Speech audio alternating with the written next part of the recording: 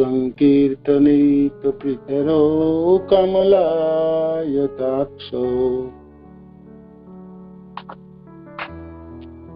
विश्वम्भरो द्विजबरो जुगधर्मपालो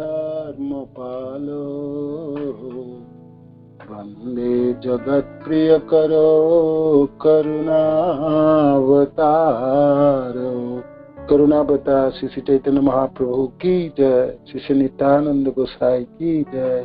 श्री श्री चैतन्य भागवत श्रील वृंदावन दास ठाकुर की जय। निताय निताय गोपीमानंदी हरि हरि बोल। श्रील प्रभुपाद की जय। श्रील गुरुदेव की जय। आप सब भक्तवृंद की जय। चैतन्य भागवत आदि खंड अध्याय 12 द्वादश अध्याय। और महाप्रभु नवद्वीप नगरों में भ्रमण कर रहे हैं और सबों को कृपा कर रहे हैं और सबों को आशीर्वाद प्रदान कर रहे हैं। वृंदावन दास ठाकुर की लालसा है कि भाई सबको कर रहे हैं तो हमको भी करेंगे। तो और वृंदावन दास ठाकुर चैतन्य भागवत के माध्यम से सुनने वाले और सुनाने वाले को भी करेंगे। तो हम सब लोगों की भी अभिलाषा जी गौर हरि, आप जब सबों को कृपा कर रहे हैं और सब नगरों नगरों घरों घरों जाके कृपा कर रहे हैं, तो आप ऐसे क्यों कर रहे हैं और आप इसके द्वारा क्या समझाना चाहते हैं? तो ये प्रश्न है ना। तो इस प्रश्न का ये उत्तर है, महाप्रभु करुणा अवतार है ना। करुणाओं से बनी महाप्रभु के विग्रह तथा महाप्रभु स्वयं और कृष्ण और राधा कृष्ण के दोनों की करुणा के संबंध में। तो भाई जैसे कोई विग्रह जैसे दिवाली के समय जैसे बनता है ना, मिश्री की आंख, मिश्री की कान, मिश्री की हाथ, मिश्री की पांव, मिश्री की है, तो किधर से भी देखेंगे वो मिश्री मिलने वाला है ना।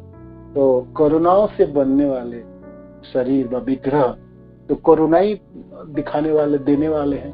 तो उनके अलावा क्या सबों को कृपा करना है महाप्रभु, है ना।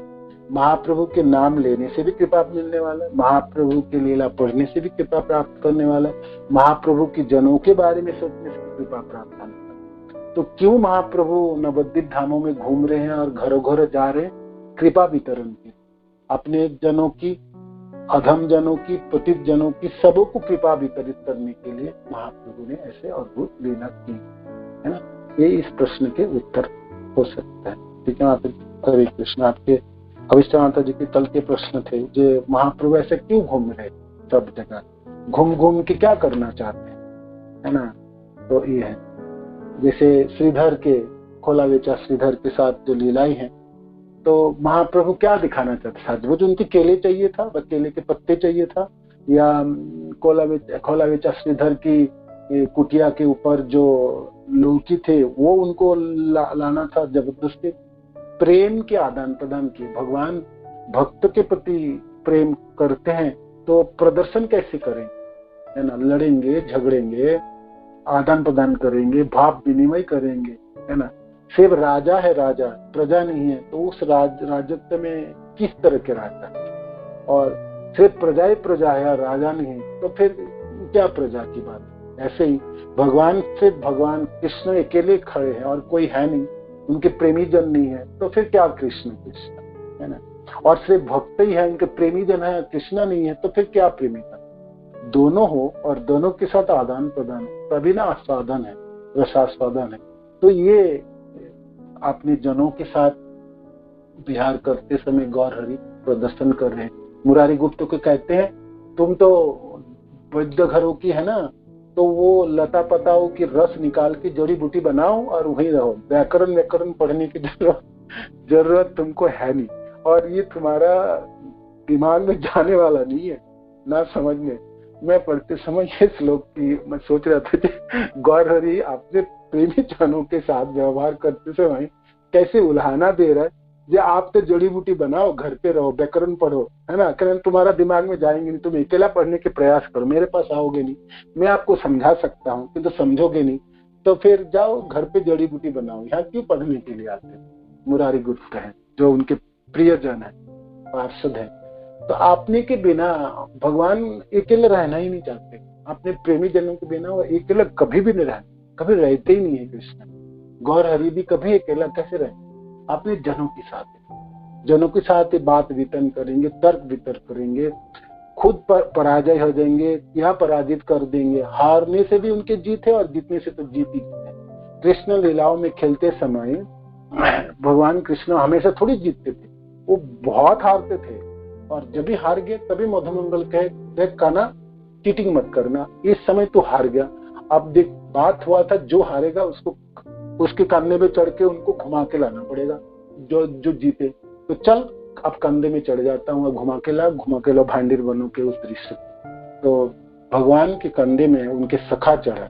आप बताओ, वो भगवान जो तीनों लोकों के अधीश्वर है, तीनों लोकों के प्रति है, जिसके इशारा से सर्वत्र सब कुछ कार्य होता है, उनके कंधे में उनका सखा चढ़ गई।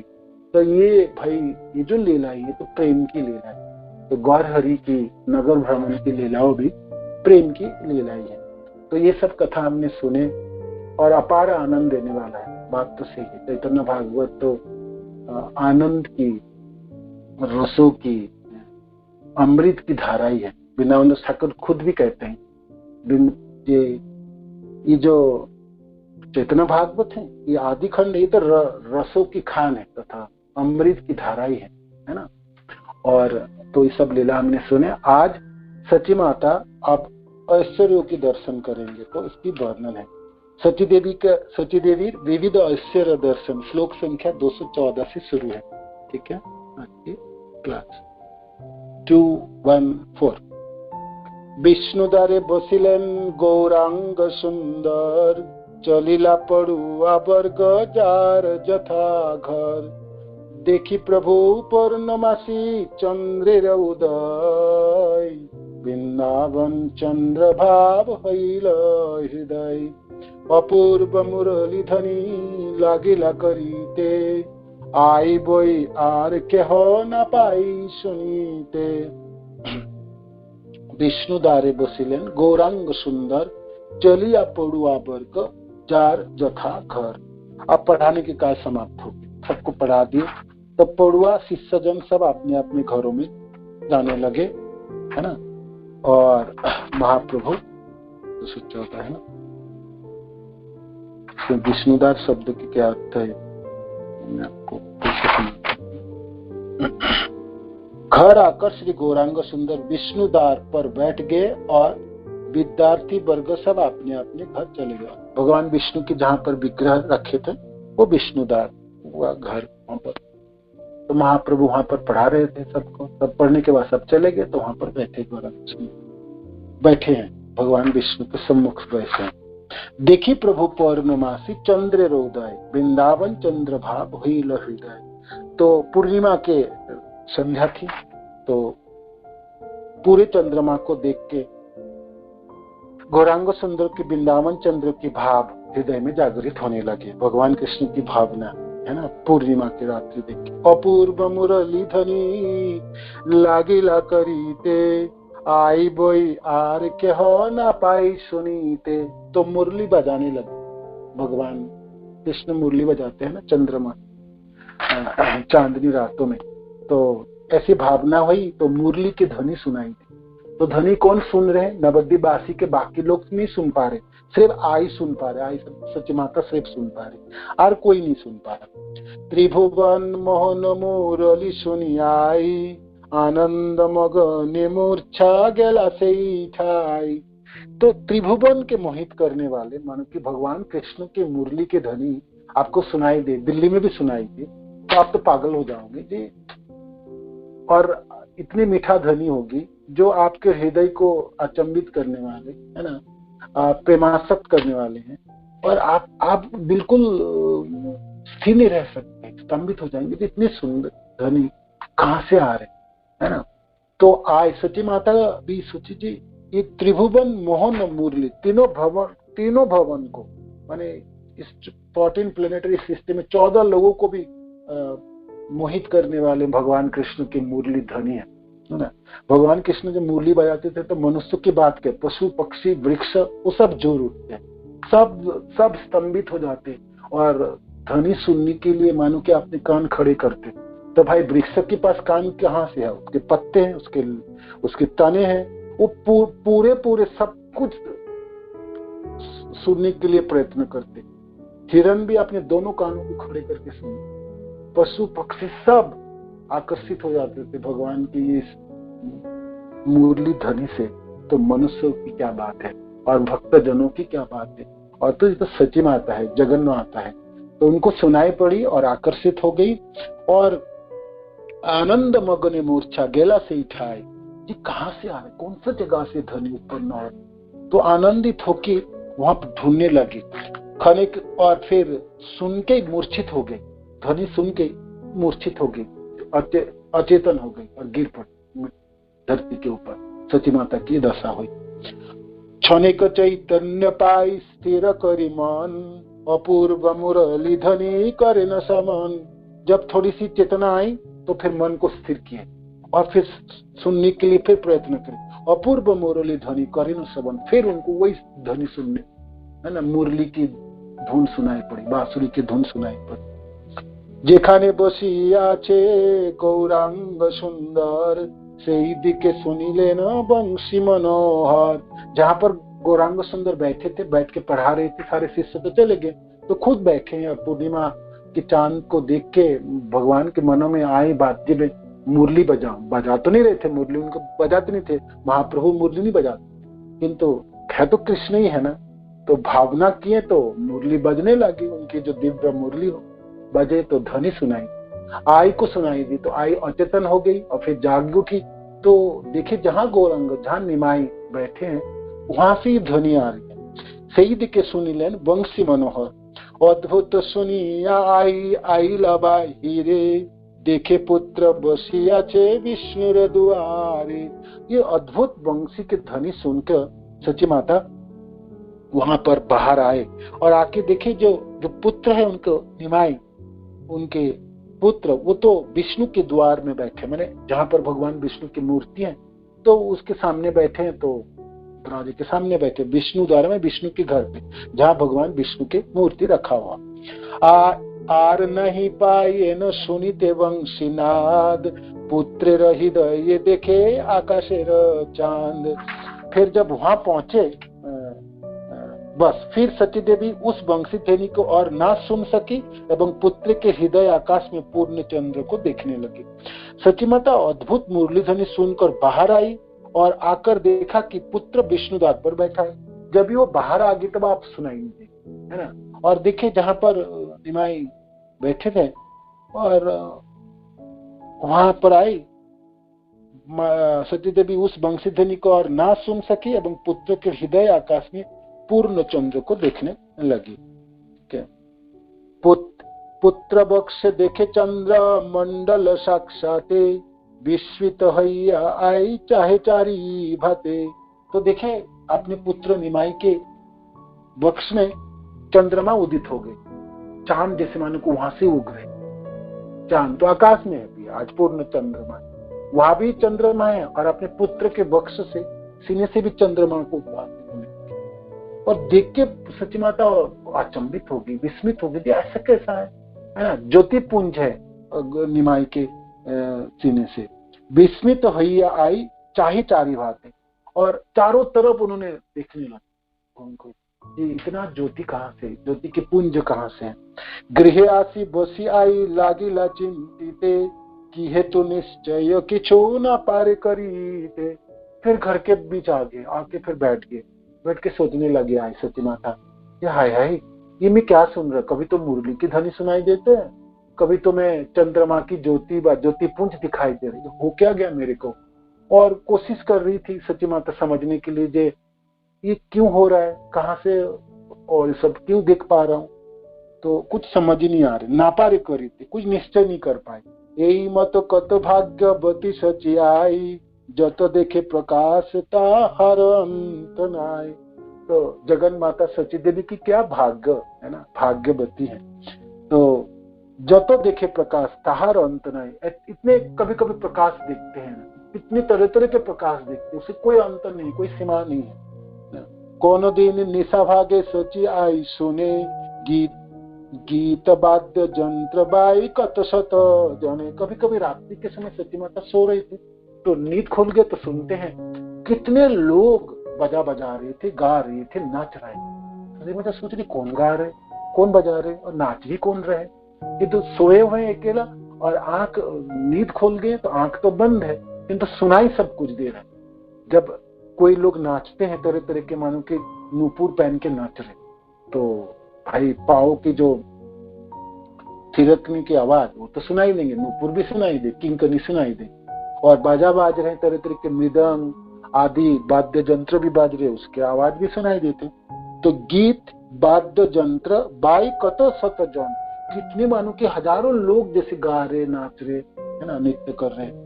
बहुविध मुख्य वाद्य नित्य पद ताल, जन महारास क्रीड़ा सुने न विशाल। बहुविध मुख्य वाद्य, है ना, बहुविध मुख्य वाद्य नृत्य पद ताल, जन महारास क्रीड़ा सुने न विशाल।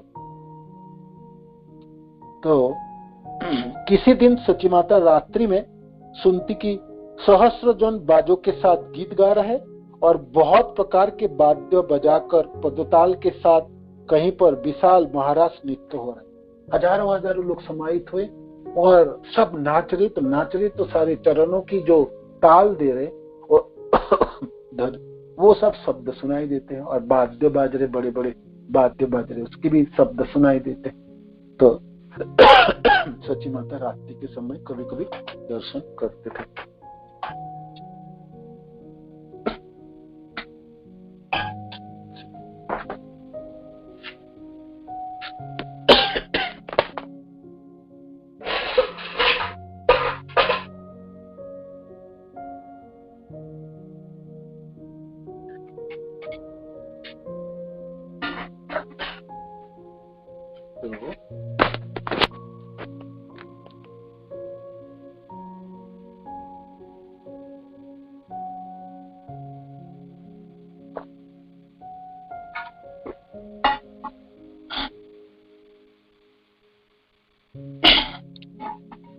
कोनो दिन देखे सर्व बाड़ी घरदार, ज्योतिर्मय बोई किचो ना देखे नो यार।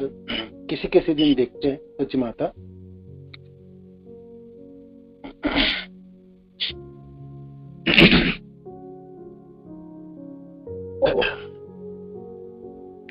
कोनो दिन देखे सर्व बाड़ी घरदार, ज्योतिर्मय बोई किचो ना देखे नो यार। देखते किसी किसी दिन देखते पूरे घर, पूरे घरों के दरवाजा खिड़की आदि चारों तरफ सब जगह ज्योति है, माने प्रकाश ही प्रकाश, चारों तरफ प्रकाश छा गया, हर जगह में प्रकाश है।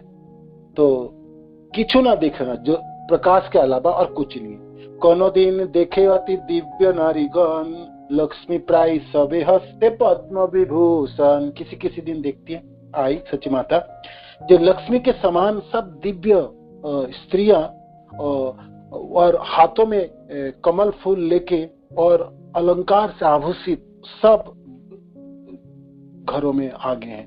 कोनो दिन देखे ज्योतिर्मयी देवगण, देखी पुनः आर नहीं पाई दर्शन। किसी किसी दिन दिखते हैं ज्योतिर्मय देवगण, है ना, देवता लोगों को दर्शन करते थे। उनके देवता लोग तो चमकदार होते हैं ना, उनके शरीर सोने के कंगन, सोने की कुंडल, सोने की मुकुट, सोने के बाजूबंद, कड़ाई, सब कुछ सोना, और शरीर से बिल्कुल तीव्र ज्योति निकलते, चमकदार है सब देवता लोग। सब घरों में आए और थोड़ी देर बाद आंख बंद करते, दिखते नहीं, सब चले गए, कोई है नहीं। आए ये सब अदिष्ट, कोनो दिन देखे ज्योतिर्मय देवगण, देखी पुनः आर नहीं पाई दर्शन। फिर दोबारा देखने के प्रयास करते तो देखते नहीं, चले गए। आएर ये सब दृष्टि किछु चित्र नहे, विष्णु भक्ति स्वरूपिणी वेदे जारे कहे। आएर ये सब दृष्टि किछु चित्र नहे, विष्णु भक्ति स्वरूपिणी वेदे जारे कहे। तो जिन सची माता को वेद श्री विष्णु भक्ति स्वरूपिणी कहते हैं, उनको ये सब दृश्य दिखलाया देना कोई विचित्र बात नहीं है। तो जगन माता है, भगवान की माँ है, जगन माता है। और वेद भी, वेदों में भी है ना वर्णन है, जे विष्णु भक्ति स्वरूपिणी है तो सची माता, तो उनके लिए तो ये सब देख पाना कोई असंभव की बात नहीं। और विष्णु भक्ति स्वरूपिणी वेदे जारे कहे आई जारे सकृत करे न दृष्टि पाते से ही है अधिकारी, ये सब देखिते। तो सची माता मानो कि किसी के ऊपर दृष्टिपात करे, है ना, और सची माता जिसके ऊपर एक बार शुभ दृष्टिपात करती है वही है ये सब देखने का अधिकारी हो जाता है। स्वयं तो जगन माता है, भगवान के मां है, विष्णु भक्ति स्वरूपिणी है, तो सची माता के लिए ये सब देख पाना तो स्वाभाविक है। वृंदावन दास ठाकुर कहते हैं सची माता भी जिस जनों के ऊपर सची माता की शुभ दृष्टि हो जाए वो सब लोग भी भाग्यवान तथा भाग्यवती, वो सब लोग भी ये सब चीज देख सकते थे, है ना। है न मते श्री गौर सुंदर बनमाली आछे गुण रूपे निजानंदे कुतूहली यद्यपि एते को प्रभु अपना प्रकाशे तथापि चिन्हिते न पारे कौन दासे। हेन से अद्धत प्रभु करे न कौतुके तेमत उद्धत आर नहीं नवद्वीपे जखन जे रूपे लीला करे न ईश्वर सेई सर्वश्रेष्ठ तार नहीं क दोसर। युद्ध लीला प्रति इच्छा उपजे जखन अस्त्र शिक्षा वीर आर ना থাকে তেমন काम लीला करिते जखन इच्छा হয় लक्षार बुध बनिता से करे न विजय। धन বিলাসিতে যে যখন ইচ্ছা হয় প্রজার ঘরেতে হয় নিধি কটিময়। এমন উদ্ধত গৌর সুন্দর এখানে এই প্রভু বিরক্ত ধর্ম লইবে যখনি সে বিরক্তি ভক্তি কনা কথা ত্রিভুবনে अन्य की संभविता व्यक्त सर्वजने। तो वृंदावन दास ठाकुर कहते हैं हनुमते श्री गौर सुंदर बनमाली आछे गुण रूपे निजा नंद कुत। ये बनमाली गौर सुंदर अपने छिपके नवद्वीप धाम में विराजमान है और आनंद में विराजमान है। इस समय किसी को अपने को जानने नहीं दिया, खुद पहचानने देंगे तो पहचान पाएंगे। भगवान चाहे कोई जान पाए उनको तब जान पाएंगे। साधक की साधना में इतनी बल नहीं है जो वो भगवान को आकर्षित करके और भगवान के बारे में समझ पाए। भगवान की भी कृपा की भी जरूरत, भगवान है ना, दोनों एक साथ हो जाए तब तो काम बनता है। साधक की साधना भी होगी, भगवान की कृपा भी उसमें संयुक्त हो जाए तब तो भगवान को साधक समझ सकते हैं। इसलिए भगवान यहाँ पर छिपे हुए नवद्वीप धाम में और नहीं चाहते जिस समय मेरे को कोई जान पाए, और तरह तरह की लीला कर रहे हैं कौतूहली। यद्यपि एते को प्रभु अपना प्रकाश है तथापि चिन्हिते ना पारे कौन दास। इतने तरह के लीला कर है ना, इतने सब कुछ दिखा रहे, दर्शन करा रहे, तभी भी कोई जान के भी नहीं जान पाए। सच्ची माता ने क्या क्या क्या नहीं देखे। जगन्नाथ मिश्र जी भी दर्शन करते थे, उन्हीं के घरों में छोटे छोटे दिखते थे, जैसे भगवान चले जाए भगवान के चरण चिन्ह, और कोई आके नाच रहे गा रहे तब भी। तो इतना लीला करने के बाद भी कोई नहीं समझ पाए, है ना, कोई नहीं समझ। तथापि चिन्हिते न पारे कौन दासे। हेन से औद्धत प्रभु करे न कौतुके तेमन उद्धत आर नहीं नवद्वीपे। तो भगवान गौर सुंदर की प्रभु चंचलता पूर्वक जो लीला है, हेनो से औद्धत्य प्रभु करे न कौतुके। प्रभु चंचलता पूर्वक जैसा कौतुक करते थे ऐसी चंचलता करने वाला और कोई भी नवद्वीप में नहीं था। जितनी चंचलता थी गौर सुंदर की, है ना। जहां तक जाह्नवी नदी में स्नान करने की बात है, लोगों के कपड़े चुराने की बात है, लोगों के ऊपर पानी कुला करके डाल देने की बात है, सब बचपन में लीला सुने। और फिर जब निमाई पंडित के रूप में बने तो पांडित्य दिखाने के लिए क्या औद्धत्य है, सबों को पराजित करने की होड़ लग गई। आओ व्याकरण आता आपको संधि आते हैं, आपको उपमा आता है, आपको अलंकार आता है, सबों को ललकारते और सुनाओ, और सुनाते थे तो उसको खंडन करते और अपनी स्थापन करते थे, सबों को पराजित करते थे। तो ये औद्धत्य है, माने ये चंचलता हुई। और जहां तक अपनी सुंदरता की प्रकट करने की बात है, दिखाने का, वो भी एक अद्भुत बात है। जो भी कोई देखते गौर सुंदर को वो अपने आंख फिरा नहीं सकते, है ना। वो तो मानो कि स्तंभ की तरह, पुतले की तरफ खड़े हो जाते और देखने लगते, बेचारा देखे क्या है, मानो कि, है ना, लाखों करोड़ों जन्मों की पाप से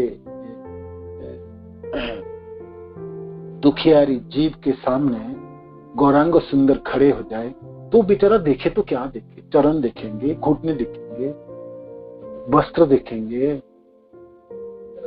दोनों सुंदर हाथों को देखेंगे, भगवान के विस्तृत वक्ष देखेंगे, या कानों के कुंडल देखेंगे, कुंचित केस देखेंगे, या तो दोनों सुंदर आंखें या होठों की मुस्कान, क्या देखेंगे, किसको देखे, किसको छोड़े और किसको रखे।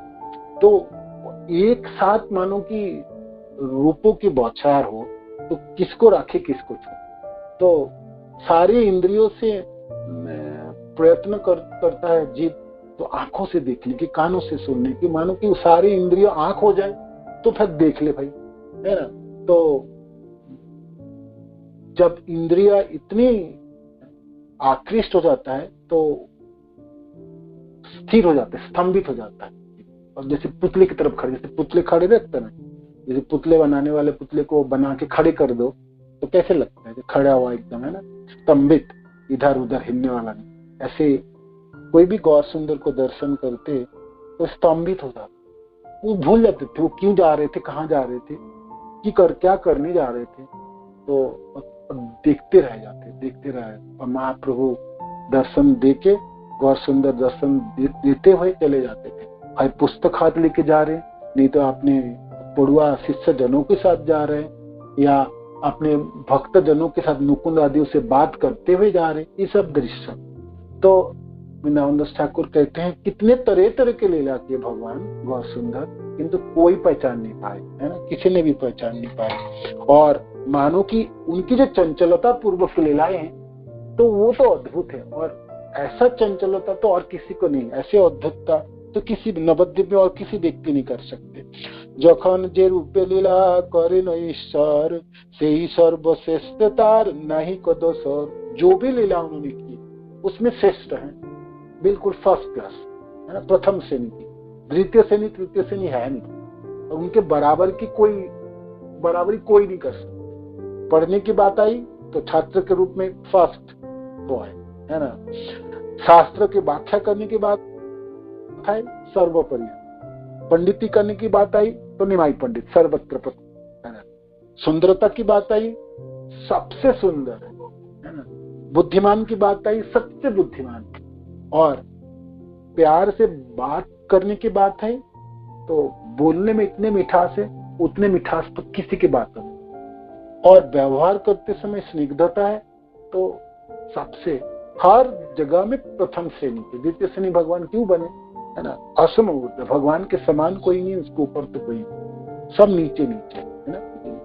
तो वृंदावन दास ठाकुर कहते हैं जिस कार्य में अभी भी किए, जो भी उन्होंने लीला की, सब में श्रेष्ठता है उनकी, तहार नाही को दोसर, उनके बराबरी किसी के साथ कोई नहीं कर सकते। युद्ध लीला प्रति इच्छा उपजे जखन, अस्त्र शिक्षा वीर आर नाथा के तमन। जब युद्ध करने की इच्छा है भगवान की, तब कैसे युद्ध करते हैं, एकदम फर्स्ट क्लास योद्धा, क्षत्रिय, है ना, और उनके बराबर की योद्धा कोई नहीं है, और कोई नहीं पराजित कर सकते उनको युद्ध में। प्रभु के मन में जिस समय युद्ध लीला के प्रति इच्छा उत्पन्न होती है, उस समय उनके समान युद्ध शिक्षा में निपुण और कोई दिखलाई नहीं देता है ना। इतने बड़े कुरुक्षेत्र युद्ध में तो अस्त्र उठाए नहीं, बिना अस्त्र उठाए सिर्फ रथ संचालन करके इस महासागर को उन्होंने अतिक्रम कर दिया, है ना। कितने अक्षयणी सेना और कितने बड़े बड़े वीर सब ध्वस्त हो गए। विश्व पिता में इच्छा मृत्यु हुआ है ना, जब चाहे तब शरीर छोड़े, ऐसा पिता ने आशीर्वाद दिए थे। तो और द्रोणाचार्य को संसार में हराने वाले कोई व्यक्ति नहीं थे उस समय, एक भी व्यक्ति नहीं, एक भी नहीं। तो ऐसे बड़े बड़े अतिरथी महारथ सबको पराजित करके सिर्फ रथ संचालन करके अर्जुन को बताते, इसको मार, ऐसा करो, ऐसा करो। तो भगवान जब युद्ध करना भी चाहते हैं तो उसमें भी सर्वश्रेष्ठ है, उनके बराबरी कोई नहीं करे। और फिर यही मत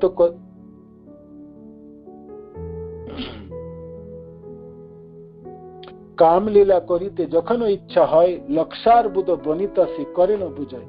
जब भगवान को इसमें वर्णन है 237 में काम लीला है ना, तो श्रील भक्ति सिद्धांत सरस्वती ठाकुर अनुवाद करते हैं, जिस समय प्रभु की इच्छा काम लीला करने की होते हैं उस समय वो लाखों एवं अरबों वनिताओं के मध्य विजय प्राप्त करते हैं। भगवान कृष्ण जब रासलीला कर रहे तो करोड़ों गोपियों के बीच में विराजमान होकर विजय प्राप्त की, कामों की विजय प्राप्त की है ना, काम को विजय प्राप्त की है। धन विलसित जे जखन इच्छा है प्रजार घरे तो है निधि कोटिमय। और जब धन की विलास, धन को प्रकट करना चाहते तो अपने भक्तजन व अपने प्रजा के घरों में करोड़ों धन निछावर कर देते। एमन उद्धत गौर सुंदर ये खने यही प्रभु विरक्त धर्म लईबे जखने। ऐसे तो उनकी चंचलता है और सारे लीलाओं में उनकी श्रेष्ठता है, सर्वश्रेष्ठ लीलाएं हैं। तो ऐसे भगवान गौर सुंदर जब विरक्त हो जाएंगे और जब सन्यासी बनेंगे तो कैसी होगी वो विरक्ति की बात। और जब भक्ति ग्रहण करेंगे से विरक्ति भक्ति कना कथा त्रिभुवने अन्य की संभविता व्यक्त सर्वजने। तो ऐसा भक्ति और विरक्ति की बात जब होगी तो क्या बात होगी, तीनों लोकों में ऐसा कोई विरक्त हुए होंगे, ऐसा भक्ति कोई किए होंगे तो कोई ना किए होंगे, है ना। अन्य की संभविता व्यक्त सर्वजने, दूसरे कैसे कर सकते, दूसरे कोई नहीं बराबरी कर सकते भगवान के साथ, गौर सुंदर के साथ।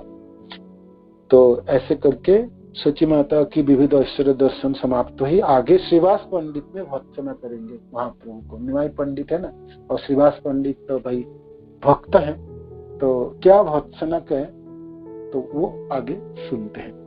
यही मत ईश्वरेर सर्वश्रेष्ठ कर्म सबे सेवे करे हरे सिद्धान धर्म। यही मत ईश्वरेर सर्वश्रेष्ठ कर्म सबे सेवकेरे हारे से ताहानो धर्म, से ताहानो धर्म। तो इस प्रकार ईश्वर श्री गौरचंद्र के कर्म सर्वोपरि है, परंतु उनका ऐसा स्वभाव है कि वो अपने विशुद्ध भक्त से पराभूत हो जाते हैं। भगवान सबको पराजित कर सकते हैं, हर तरह से सर्वश्रेष्ठ है, किंतु एक जगह भगवान मार खाता है, वो उनके भक्त के पास। भक्त के पास उनका चलता नहीं जाता, चलने वाले नहीं, चलने देते ही नहीं भक्त, है ना। कोलावेचा श्रीधर को पूछते थे ना गौर सुंदर, बताओ क्या चाहिए आपको, कौन सा धन चाहिए, बड़े बड़े महल चाहिए या आपको सोना चाहिए और कुछ चाहिए, और नौकर चाकर चाहिए, पूरे गांव या कोई साम्राज्य चाहिए। बोला बेटा श्रीधर कहते मेरे को कुछ नहीं चाहिए। अब कल भगवान मानो की बेचारा कोशिश कर रही थी कि कुछ दूं मेरा भक्त को, और इतना मैंने इतनी जबरदस्ती करके केले ले आया, छीनता था, तो उसके बदले में तो मेरे को कुछ देना तो चाहिए, तो मैं देना चाहता हूँ, धन देना चाहता हूँ, ले लो, कुछ भी बोलो, तुमने मुंह से जो भी बोलोगे आज मिलने वाला। कोलावेचा श्रीधर कहते मेरे को कुछ नहीं चाहिए, कुछ नहीं चाहिए, आपसे एक भी चीज नहीं। तो भगवान भक्त से हारते है ना।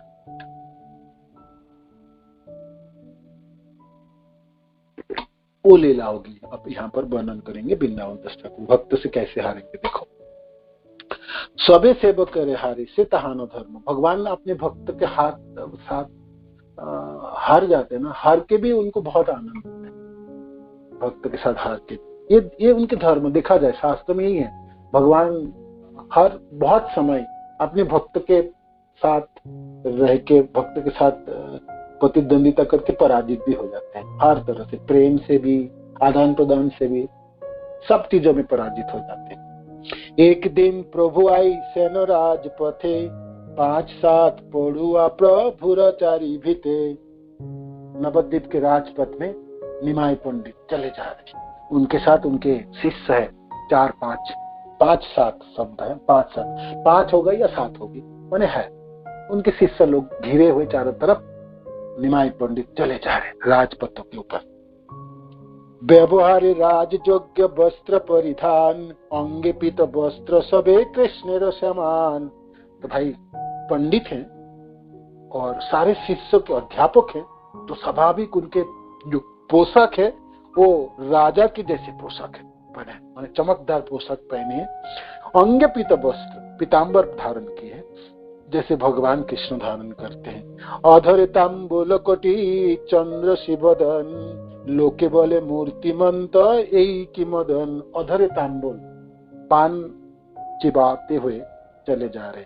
और क्या, कोटि चंद्र शिवदन, करोड़ों चंद्रमा की जो सुंदरता होगी, एक चंद्रमा नहीं 1 करोड़ चंद्रमा उगने से जो सुंदरता होगी, वो सुंदरता श्रीवदन में, श्रीमुख में है गौरांग सुंदरों की। लोग जब देखते हैं तो कहते हैं मूर्तिमंत यही की मदन, मानो कि मदन तथा कामदेवी की मूर्ति धारण किए हैं गौरांग सुंदर। कामदेव क्या धारण किए, कामदेवों के भी कामदेव है ये गौर सुंदर। लोगों को पता नहीं, लोग कहते हैं सबसे सुंदर जो देव है वो कामदेव, तो सचमुच कामदेवी की मूर्ति ये शरीर धारण किए हैं।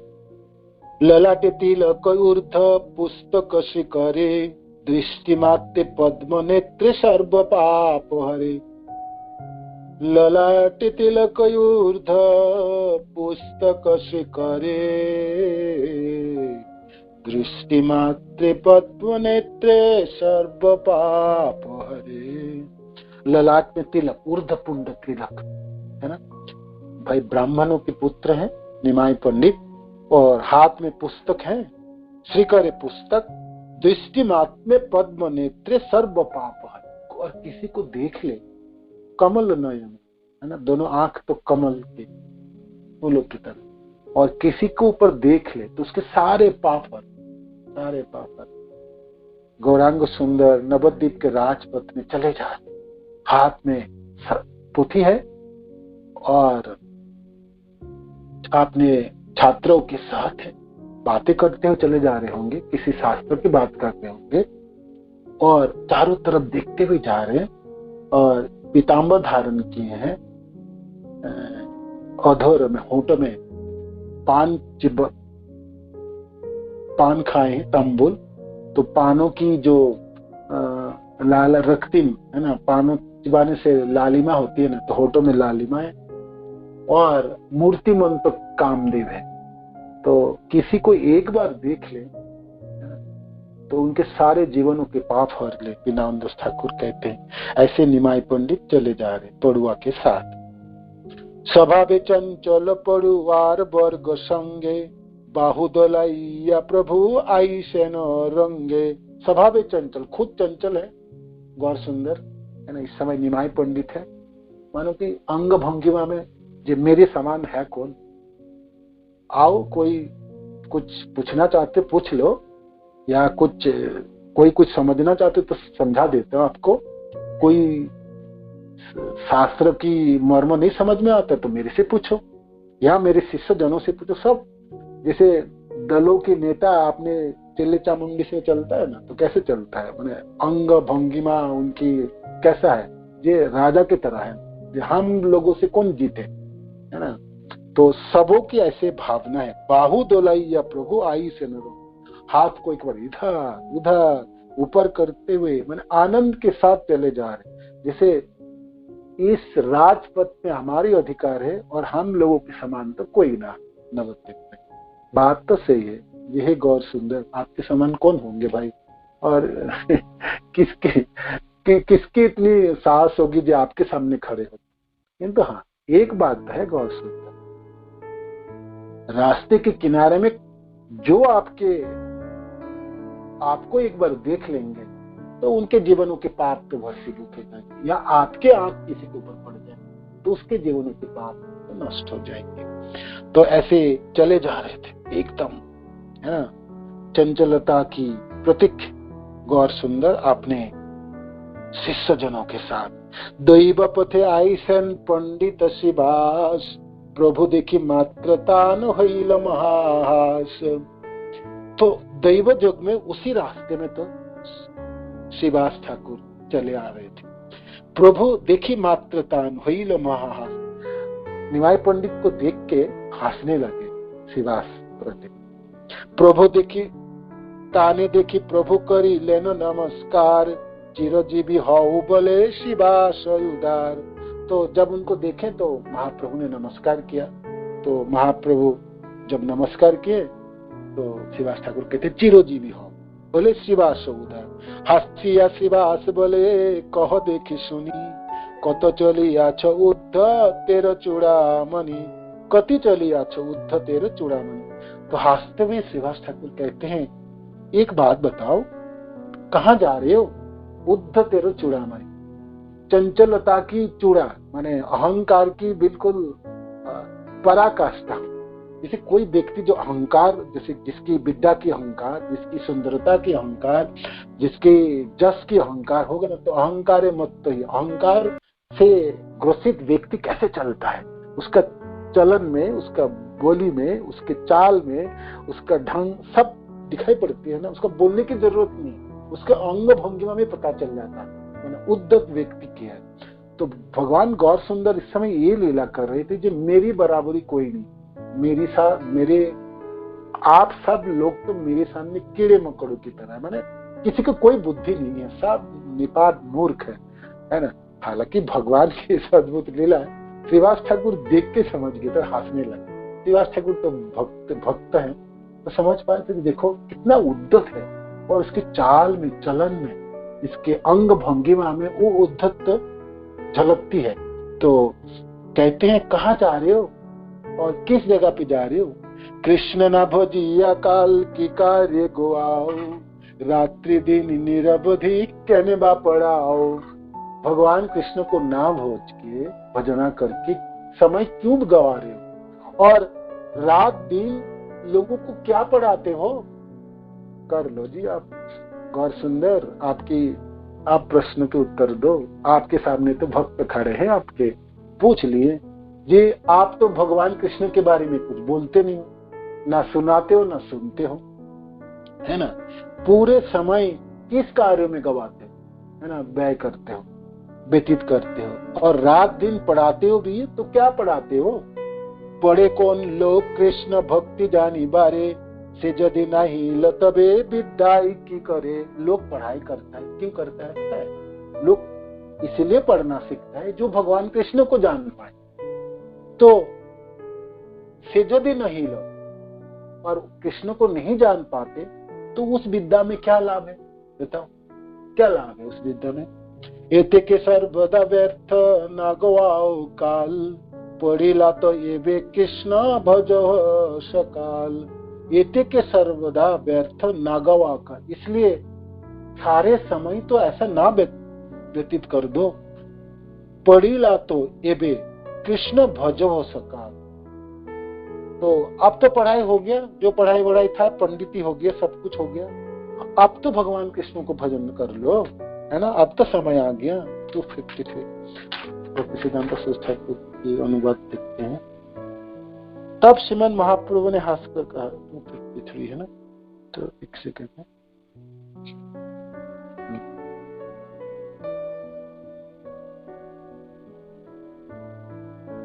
ये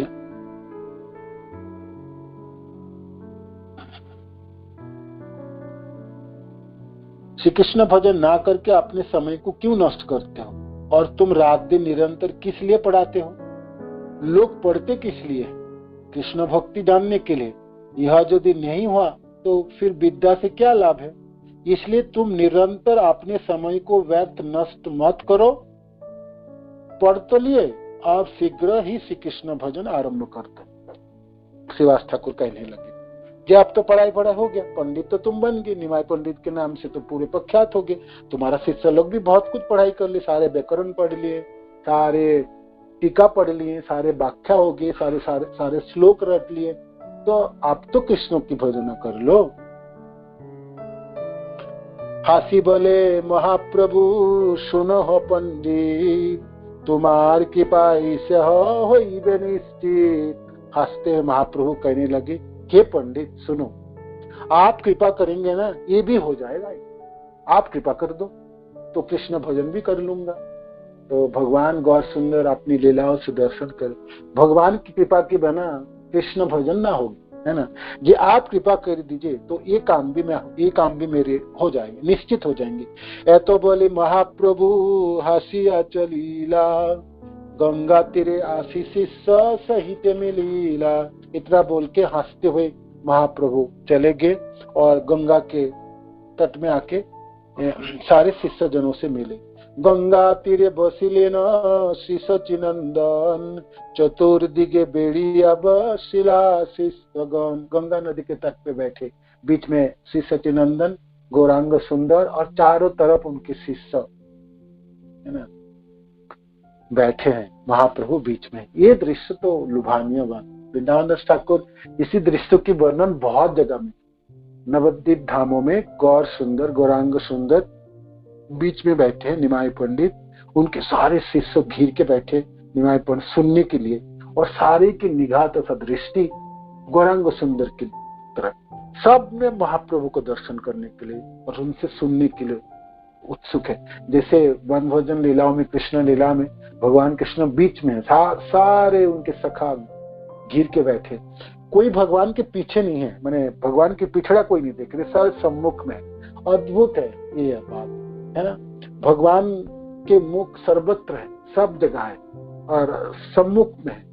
तो ये लीला करके भगवान दिखाए वेदों की वाक्यों को सार्थक के, जे कृष्ण सर्वत्र है और सब जगह और सम्मुख में उनके, सब उनको कृष्ण को देख सकते।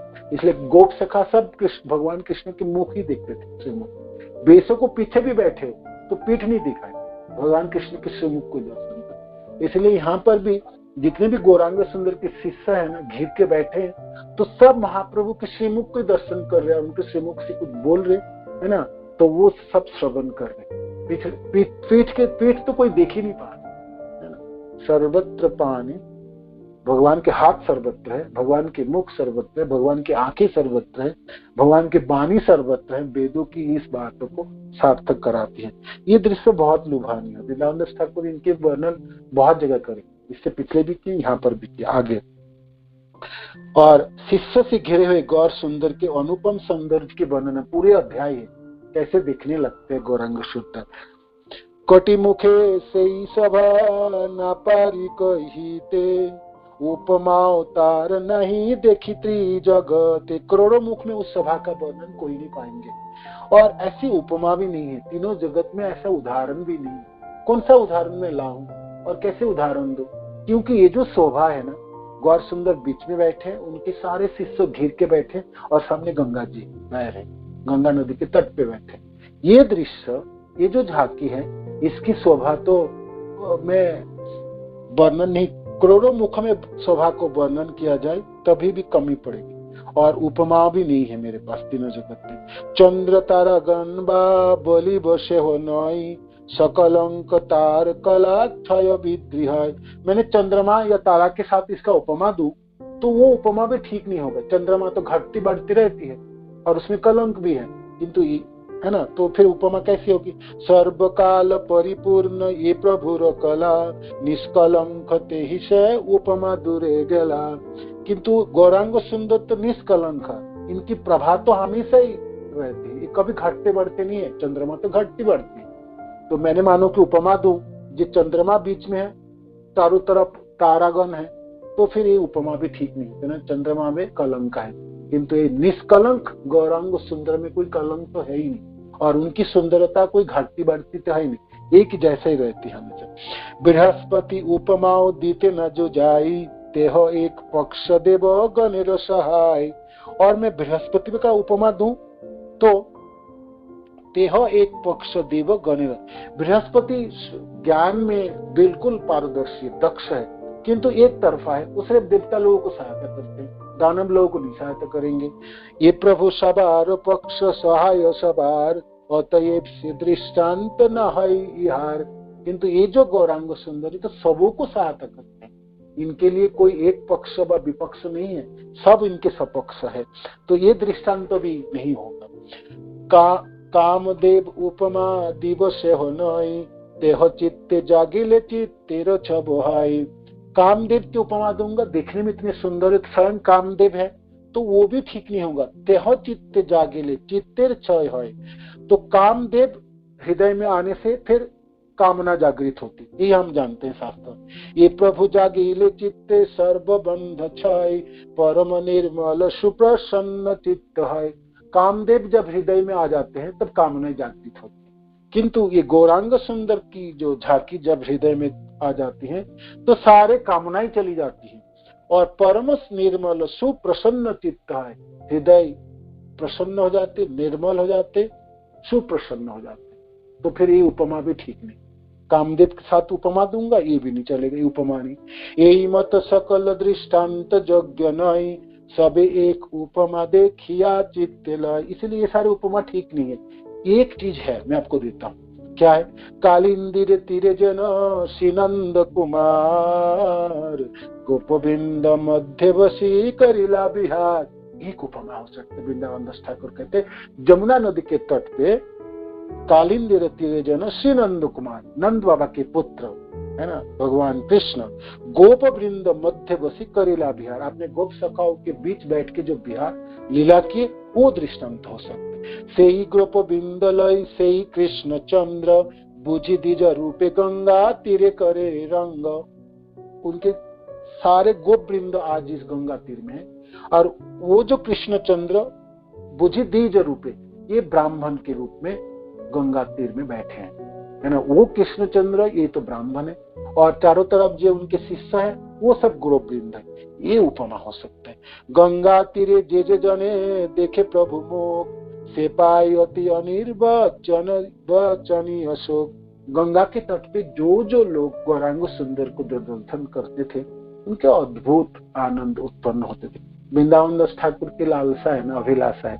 वृंदावन दास ठाकुर खुद भी देखना चाहते हैं महाप्रभु, तो इसीलिए यहाँ पर वर्णन करते हैं। जो भी देखते हैं, कहते गौरांग सुंदर को गंगा नदी के तट पे अपने शिष्य जनों के साथ बैठे हैं, जो भी देखते हैं उसकी अपार आनंद प्राप्त होती है, सुख प्राप्त होती है।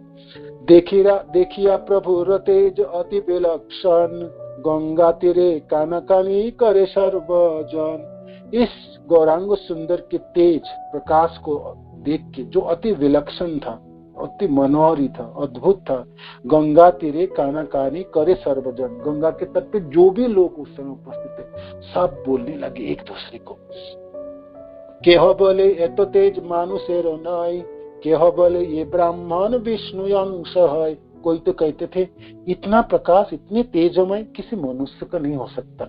कोई कोई कहते हैं ये तो ब्राह्मण, ये तो विष्णु के अंश है। केह बोले विप्र राजा होई बेको गौरे, से यही बुझी यही कथन न नरे। वो तो कहते हैं ये जो विप्र, ये जो ब्राह्मण, ये तो गौड़ देश के राजा बनेंगे। देखो ये बिल्कुल सत्य बात हम कहते हैं। राज चक्रवर्ती चिन्ह देखिए सकल, यही मत बोले जार जत बुद्धि बल। कोई कोई कहते हैं तो राजा है, चक्रवर्ती राजा है ना, राजाओं की राजा होंगे। तो जिसका जो बुद्धि बल है वो उसी के हिसाब से बोलते थे। अध्यापक प्रतिशत कटाक्ष करिया, व्याख्या करे प्रभु गंगा समीपे बसिया। सबो अध्यापक को कहते क्या पढ़ाते कुछ जानते हो, कुछ समझते हो, है ना। तो ऐसे सबों को कटाक्ष करके व्याख्या करे प्रभु गंगा समीपे बसे, गंगा जी के नजदीक बैठ के व्याख्या करते थे। हाय व्याख्या नई करे हाय, सकल खंडिया से सकल स्थापय। हाय व्याख्या नई करे, जो कोई अध्यापक किसी चीजों को स्थापन करते तो उसको काट डालते, खंडन कर देते, और किसी को कोई खंडन किया तो उसको फिर उसको स्थापन कर देते। इसीलिए वृंदावन दास ठाकुर कहते हाय व्याख्या नई करे हाय, सकल खंडिया से सकल, सब कुछ को काट देते थे और फिर बाद में उनको फिर दोबारा स्थापन कर देते थे। ऐसा अद्भुत गौरांग सुंदर की बुद्धिमत्ता थी। प्रभु बोले तारे आमी बोली जे पंडित, एक बार व्याख्या करे हमारो सहित। उसको मैं पंडित बोलूंगा जो मेरे साथ एक बार व्याख्या मेरे साथ एक बार तर्क वितर्क कर लेगा। सही व्याख्या बाखा न करिया आर बार, आमा प्रभ दिवे है न शक्ति आछेकार। कोई मेरे साथ व्याख्या कर सकता है? कोई स्थापन करके दिखाए। मैं किसी चीज को खंडन करता हूँ, उसको स्थापन करके दिखाओ, या मैं किसी को स्थापन करता हूँ उसको काट के दिखाए। किसी के साध्य है, किसी को शक्ति है। यही मत ईश्वर व्यंजन अहंकार, सर्वगर्भ चूर्ण है सुनिया सबार। ये में तो हुंकार देते थे और सबको ललकारते थे, आओ कोई करके दिखाओ मेरे साथ। सब जब सब सुनते थे सब डर जाते थे। सर्व गर्भ चूर्ण है सुनिया सा, सबों की गर्भ चूर नष्ट कर देते थे। कतबा प्रभु रशिष्य तार अंत नाई, कतबा मंडली है पड़े ठाई ठाई। कितना शिष्य है, कितना मंडली, कितनी ग्रुप है, कोई पता नहीं, कितने हजारों है। प्रतिदिन 10-20 ब्राह्मण कुमार, आसिया प्रभु पाई कर नमस्कार। रोज रोज 10-20 ब्राह्मण के कुमार आके प्रणाम करते थे। पंडित आमरा पड़ी बाऊ तुम स्थाने, किछु जानी है न कृपा करी बाया पड़ी। देखो पंडित, निमाय पंडित, हम आपके पास पढ़ने आना चाहते थे, आप दया करके हमको छात्रों के रूप में स्वीकार कर लो।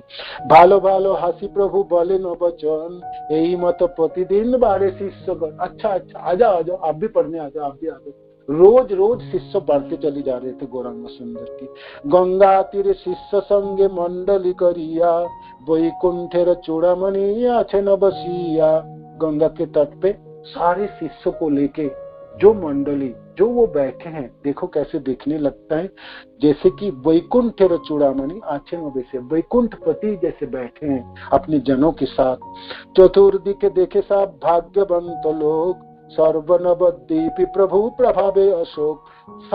चारों तरफ लोग, सारे भाग्यवान लोग के दृश्य को देखते थे और सारे नवद्वीप वासी का कोई शोक नहीं थे। सब लोग दुखी, कोई दुख, किसी को दुख नहीं होता था। सब लोग सुख और आनंद को प्राप्त करता था।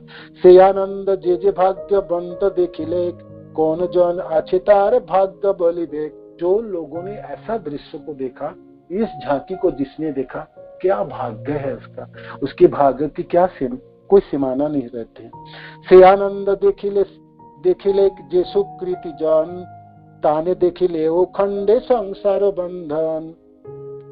से आनंद देखिले, और उन लोगों के आनंद को देख के, जो उन लोगों के आनंद को जो लोगों ने देखा, तो वो भी सब सौभाग्य जन, सुकृति जन। ताने देखिले ओ खंडे संसार बंधन, और उन सब लोगों को देखने से भी संसार के बंधन नष्ट हो जाते हैं। होइल पापिष्ट जन्म ना होइल तखने, वंचित से सुख दर्शने।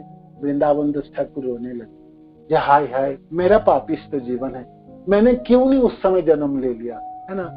थोड़ी सी समय के बाद, थोड़ा सा समय भगवान मेरे को नहीं दे सकते थे, पर 40 साल पहले मेरे को जन्म दे देते थे। वृंदावन दास ठाकुर, है ना। तो मैं ये दृश्य को मैं देख सकता, मेरा पापिष्ट जीवन है ना। तो ये दृश्य को मैंने नहीं देख पाया, है ना। उससे मैं वंचित हो गया। हईलाऊ वंचित से सुख दर्शन है। भगवान गौर सुंदर बीच में बैठे, चारों तरफ उनके शिष्य घिर के गंगा नदी के तट पे बैठे हैं। गंगा जी विराजमान है और गौर सुंदर अपने सुंदरता को प्रकाश करते हुए, अपने ज्ञानों की प्रकाश बिखरते हुए सबों को शिक्षा प्रदान कर रही। ये दृश्य मैंने क्यों नहीं देख पाया। मेरी जीवन तो पाप जीवन है, पापिष्ट जीवन है। हाय हाय क्यों नहीं मैं जन्म ले लिया उस समय। तथापि यही कृपा करे गौर चंद्र, से लीला स्मिते मोर हौक जन्म जन्म। किंतु हे गौर सुंदर, एक कृपा तो आप कीजिए, आपकी ये लीला मेरा जन्म जन्म मेरा स्थिति में विराजमान हो जाए। स्वपार्षद तुम्हें नित्यानंद जथा जथा, लीला कर मुई जन भृत हुई तथा। हे नित्यानंद प्रभु, आप अपने पार्षद जनों के साथ जहां जहां आप लीला करेंगे, मैं भृत्य के रूप में, सेवक के रूप में, दास के रूप में जन मेरा जन्म हो और मैं दर्शन कर पाऊं। श्री कृष्ण चैतन्य नित्यानंद चांद जान, वृंदावन दास तचु पद जुगे गान। इति श्री चैतन्य भागवते आदि खंडे श्री गौरांगस्य नगरे भ्रमणादि वर्णनम नाम 12 अध्याय। तो समाप्त हुई 12 अध्याय गौरांग सुंदर की नगर भ्रमण लीलाएं। कल हम पढ़ेंगे 13 चैप्टर चैतन्य महाप्रभु के निकट दिग्विजयी पंडित की पराजय। तो ये नगर भवन की लीला समाप्त। हरे कृष्ण। श्रील प्रभुपाद की जय, गुरु महाराज की जय, निताय गौतमानंद। हरे कृष्ण।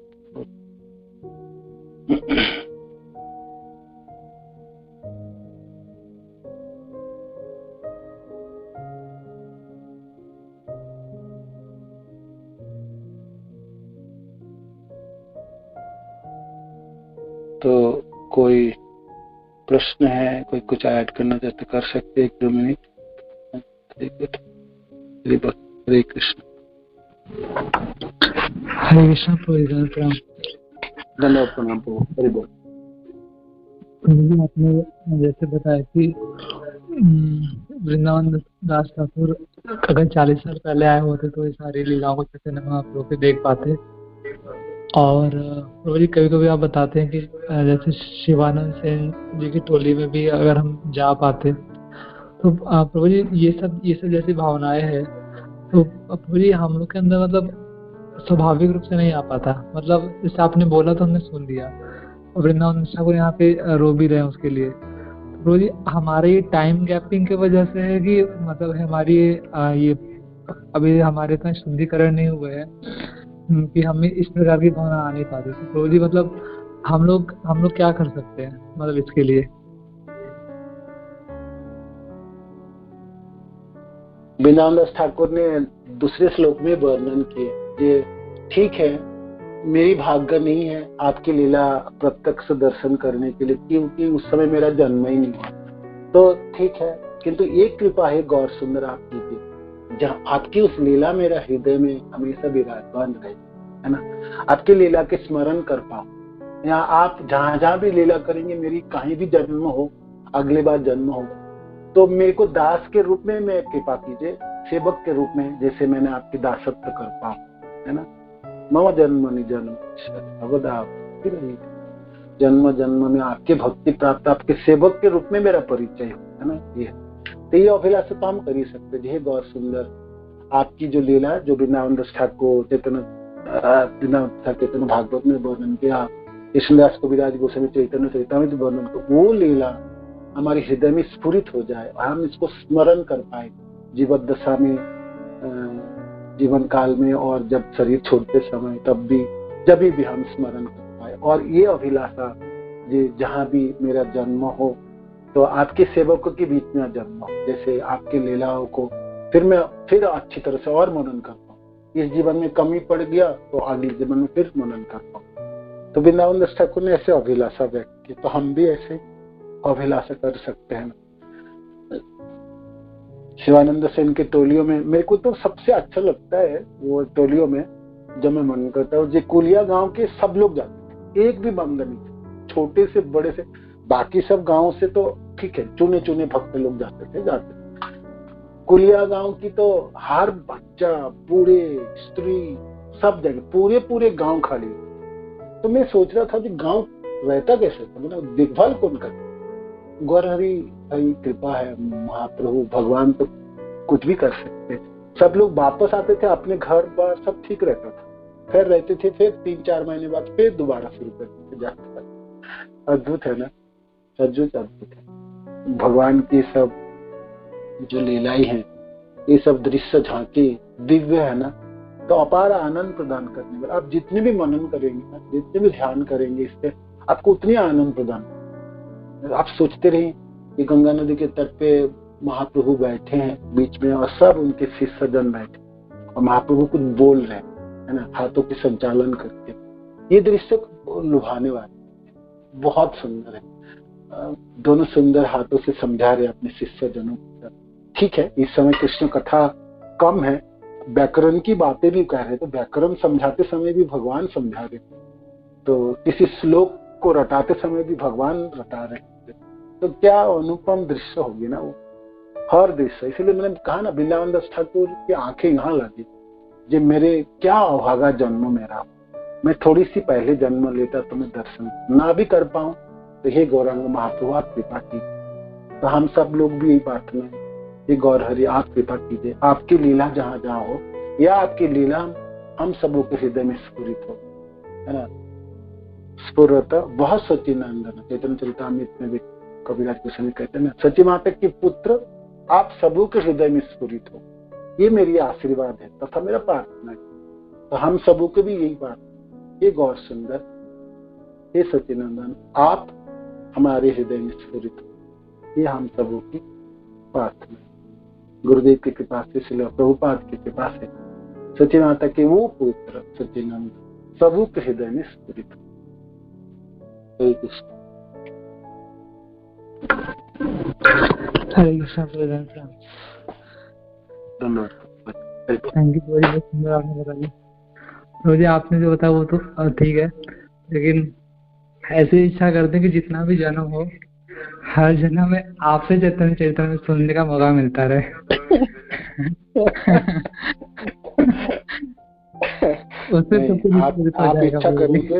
आप इच्छा करेंगे तो एक से एक सुनाने वाले होंगे, अवश्य होंगे। हरे कृष्ण, जय हरे कृष्ण। वांछा कल्पितरुभ्यश्च कृपा सिन्धुभ्यैव च पतितानां पावनेभ्यो वैष्णवेभ्यो नमो।